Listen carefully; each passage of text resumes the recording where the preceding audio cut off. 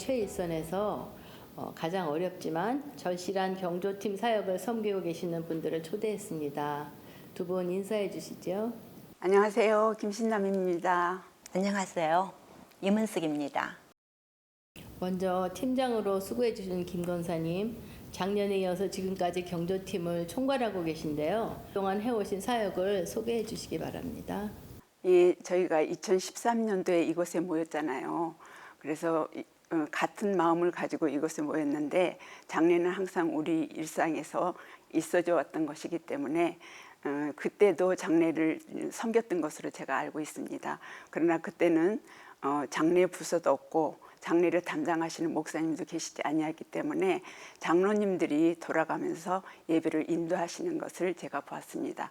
그러나 순발적으로 그 리더들이 장례가 났다고 말하면 모든 공동체 성도들이 한 마음을 가지고 참여했던 것으로 적극적으로 참여했던 것을 제가 기억하고 있어요. 3년이라는 시간을 지내면서 목사님을 초빙했고 장례 담당 목사님이 계심으로 인해서 매뉴얼이 좀 세워졌고 2016년도부터 2021년도까지 그 매뉴얼은 마당 공동체 이름으로 부의금이 나가고 마당 기도회 이름으로 근조화가 또 꽃바구니 2개가 나갑니다. 또 우리 교회 주체로 했을 때는 일원화, 입관, 발인 중에서 2번의 예배가 기본적으로 주어지고 있고 타 교회가 주관하고 있으면 유족들하고 상의해서 예배 시간을 조정해서 한 번으로 섬기고 있습니다. 제가 섬기게 된 때가 2020년도이기 때문에 코로나가 막 시작할 때였거든요. 그래서 이 장례식장에서 예배를 못 드리게 해요. 그때는. 그래서 초창기에는 목사님과 저가 그냥 둘이만 다니기도 했고 부고를 받았을 때 그 성도가 이 교회를 어느 정도 출석했는지 어디에 소속되어 있는지 그걸 정확하게 모를 때가 많이 있거든요. 이제 뭐 부고가 왔기 때문에 그래도 우리는 섬겨야 된다는 마음으로 가서 섬기는데 알고 보면은 공동체에는 나오지 않은데 다락방만 하고 있다. 그러면은 이것을 이제 일반 성도들이 좀 듣게 되면은 마음에 조금 이렇게 꺼려하는 부분도 없지 않아 있더라고요. 이런 소속되지 않은 성도들의 저기는 너무나 적어요. 그래서 참 안타까운 부분도 있죠. 여지껏 공동체에 나오지 않았고 그냥 정만 걸어놨던 분들이 장례를 통해서 예배를 나오시는 분들이 계셔요. 이 권사님은 언제 어떻게 경조팀에 함께하게 되셨는지 그리고 보람된 일이 있었다면 어떤 것이 있었는지 말씀해 주세요. 네, 저는 2015년에 일을 시작했던 것 같아요. 제가 시대마다 조금씩 장례 문화가 이렇게 달라져 가는 것을 느끼겠더라고요. 그전에는 사랑하는 사람들이 가게 되면은 곡을 하고 그리고 자기가 절제되지 않은 그런 슬픔들을 그대로 나타내고 이랬는데 죽음을 받아들이고 그리고 차분하고 그리고 조용하게 장례를 치르는 것을 보게 됐습니다. 옛날에는 산소들을 많이 썼잖아요. 그런데 지금은 화장을 해서 그 낙골당으로 수목장으로 가게 되는데 수목장은 조그만 나무 옆에다가 구덩이를 조금 파가지고 그 뼈가루를 고운하고 이렇게 섞어서 거기다 그냥 이렇게 묻게 되거든요. 그러면 그거를 보면서 너희는 반드시 죽을진데 흙으로 돌아갈 것이다 이렇게 말씀하시는 거가 생각이 나서 정말 흙으로 돌아가는 그런 거를 느끼게 됐어요. 나를 돌아보게 되죠. 나를 돌아보면서 내가 이제까지 이 고깃 덩어리 육신에 붙잡혀서 눈에 보이는 것들대로 내가 살았구나 이러면서 이제 다시 말씀 앞에 내가 서게 되고 그렇게 되면은 내 이제까지의 삶을 내가 다시 한번 정리하고 매듭짓는 그런 시간을 갖게 되는 것 같아요. 그래서 다시 내일을 위해서 내가 신발끈을 다시 고쳐 맬 수 있는 다짐하게 됩니다. 그런데 가족과 이별은 어떤 경우를 할지라도 굉장히 슬프고 또 아쉬운 일인데요. 이렇게 섬기시면서 가슴 아픈 일들도 많으셨죠? 예, 가장 아프고 참 힘들었던 것은 지금까지는 부모님들의 장례를 많이 섬겼는데 시간이 흐르면서 우리 자녀들이 먼저 앞서서 가는 것을 볼 때 참 뭐라 말할 수 없는 같은 그 부모의 입장으로 저희들이 돌아가더라고요. 그래서 참 그 앞에서 말을 할 수 없는 그런 아픔을 같이 나누고 이렇게 돌아왔는데 모든 성도들이 그 자녀의 아픔 앞에 같은 공감대를 형성하는 것 같아요. 그래서 참 말하지 않아도 적극적으로 참여해 주시고 같이 이루려고 힘쓰는 것을 저희들이 봤습니다. 네, 저는 우리 그 권사님 중에서 우리가 그동안에 부모님의 장례를 치렀다면 처음으로 우리 상권사님 중에 한 분이 돌아가셨는데 그분이 병원에서 오랫동안 병원 생활을 하시다가 임종을 하셨어요. 그걸 보면서 나도 이제 이럴 수 있는 나이가 됐구나 하는 작은 충격 그런 게 좀 있었고요. 이제 그분을 고향으로 모셨는데 산소를 썼어요. 하관을 하고 남편이 이제 마무리 과정을 하는 그 과정에서 남편이 거길 떠나지 않고 그렇게 우시더라고요. 그렇게 우시는데 나도 그거를 보는데 그 마음이 전이 돼서 나도 얼마나 흐느껴 울었는지 그때 그 기억이 아주 오랫동안 남습니다. 슬픈 일도 있었지만 또 돌아가신 본인에 대한 미담이나 또 장례를 치른 가족들 그런 데 대한 좋은 기억이 있으시면 그것도 한번 나눠주세요. 어떤 집사님의 어머님이 돌아가셨다는 제보를 받고 예배를 위해서 달려갔어요. 그랬더니 어머님에 대해서 얘기를 해주시는데 그 어머님이 젊었을 때 혼자 되셨고 교편을 잡고 계셨는데 세 자녀를 양육하면서 그 어머님의 생활 신조가 한 점 이렇게 흐트러짐이 없는 그런 모습으로 생을 사셨다고 그러더라고요. 그런데 다만 불교를 열심히 섬기셨던 분이셨고 그래서 어머니한테 쉽게 예수를 증거하는 것이 참 주저되고 또 어머님께 가끔가다 그런 말씀을 드리면은 나는 내 아버지를 만나려면 예수를 영접할 수 없다. 예수를 못 믿는다. 나는 아버지를 만나야 된다. 그런 말씀을 하셨기 때문에 복음을 전하는 것을 참 미뤄왔는데 이제는 더 이상 지체할 수 없다는 우리 그 집사님의 간절한 마음이 있어가지고 67세에 어머님에게 복음을 받아들이기를 했대요. 그래서 그랬더니 여전히 반응은 똑같으신데 거기에서 이 집사님이 어머님한테 내가 어머니를 이렇게 예수 믿지 않고 어머님이 돌아가시면 나는 내 자신을 용서할 수가 없다 이렇게 말을 하니까 어머니가 거기서 네가 나한테 이처럼 잘하고 그러는데 네 부탁을 이렇게 못 들어주는 게 자신 참 미안한 마음도 있고 참 안타깝다. 그렇지만 이번에 내가 한 번만 한번 가보겠다 해가지고 새생명 축제에 오셨는데 그 자리에서 이제 영접을 하지 못하고 막 망설이고 있는데 손을 꼭 붙잡아 주시니까 땀이 홍건한 손을 가지고 같이 이렇게 세워주시더라는 거예요. 그래서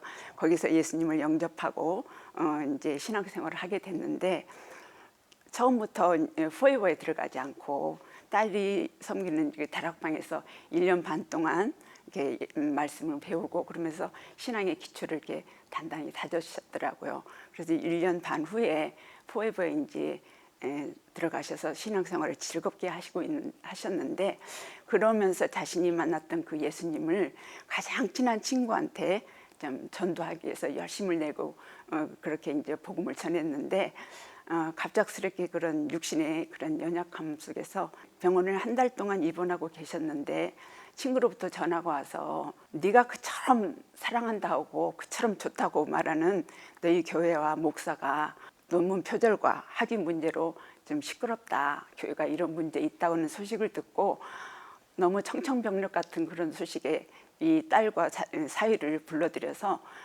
병원 바닥에 무릎 꿇게 하고 너희들이 어떻게 나한테 이럴 수가 있냐. 내가 아무리 나이 들었다고 사리 분별을 못하는 사람이냐. 이 소식을 어떻게 다른 사람도 아니고 너희들한테 들어야 될 것을 친구로부터 듣게 되느냐고 그러면서 역정을 내시고 훈계를 하셨다고 그래요.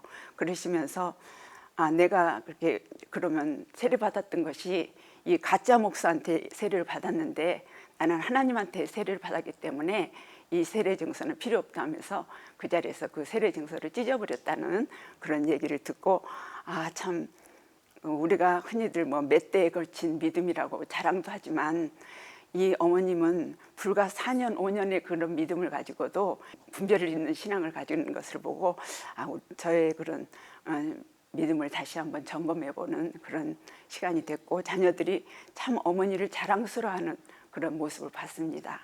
가족들과 겪었던 일 그런 거 기억나는 건 없으세요? 어떤 한 가정에 아버지는 집사님이셨고 어머니도 믿고 그러시는데 아드님 한 분이 믿지를 않더라고요. 그러니까 예배에는 이제 이게 참여를 하는데 1호 예배에 앉아 있을 때 모두가 다 느낄 수 있을 정도로 불평이 많은 그런 얼굴 표정과 그런 몸짓으로 사람들을 참 많은 우리들을 불안하게 하는 그런 자세였어요.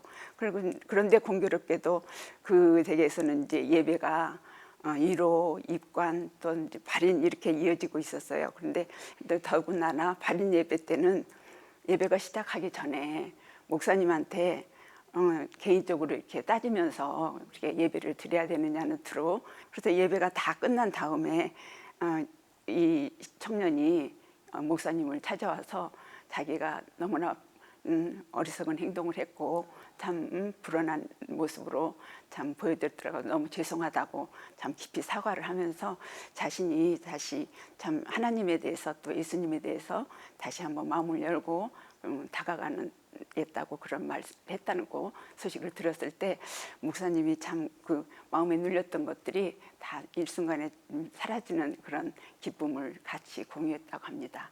예.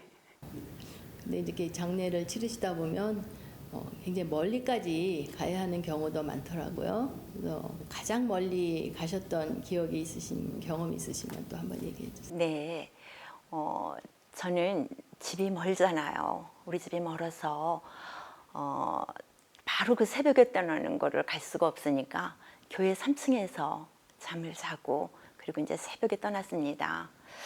그랬던 기억이 있는데 그게 힘든 것만은 아니에요.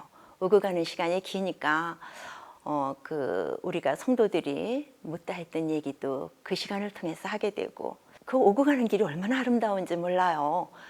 너무 아름다워요. 그래서 이제 한 번은 우리 팀장님 그 고향 근처를 가게 되는데 팀장님이 이제 그 자기 고향에 대한 그 내력, 그 전설 같은 것도 얘기를 해주더라고요.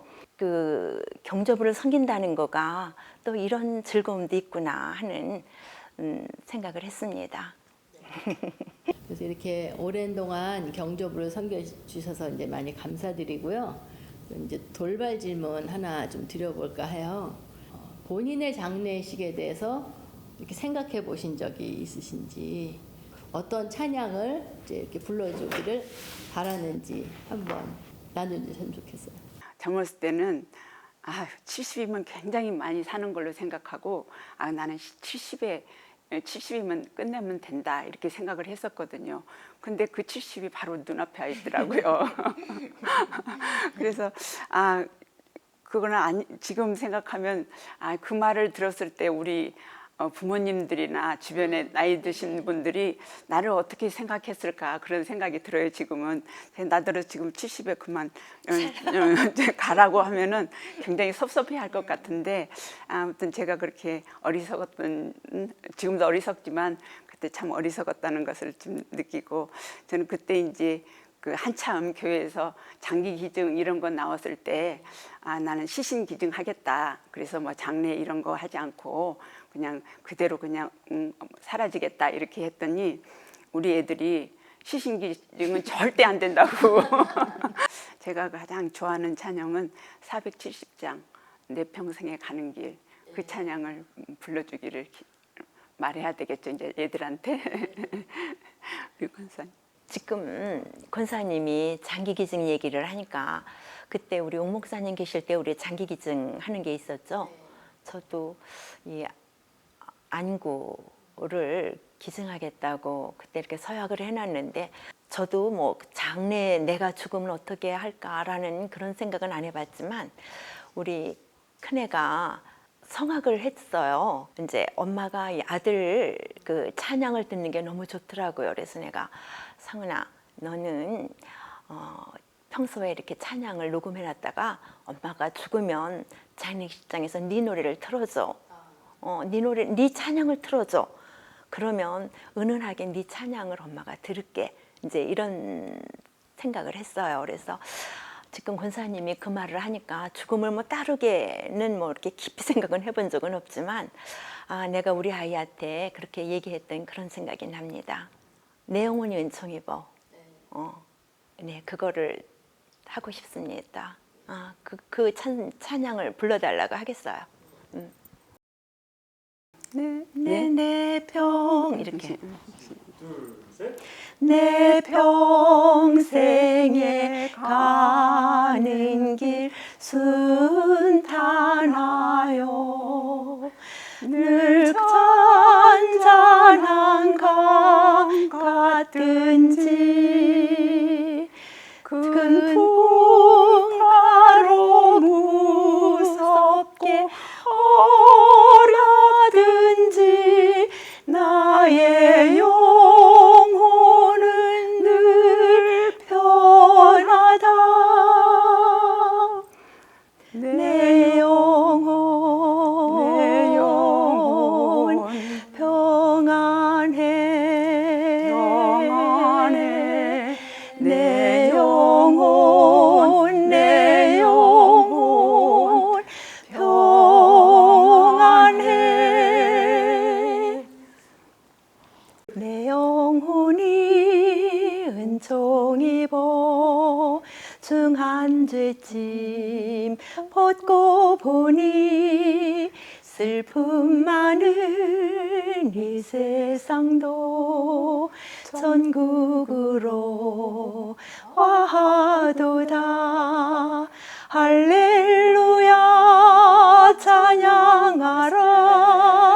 지난 죄는 사함받고 주 예수와 동행하니 그 어디나 하늘나라.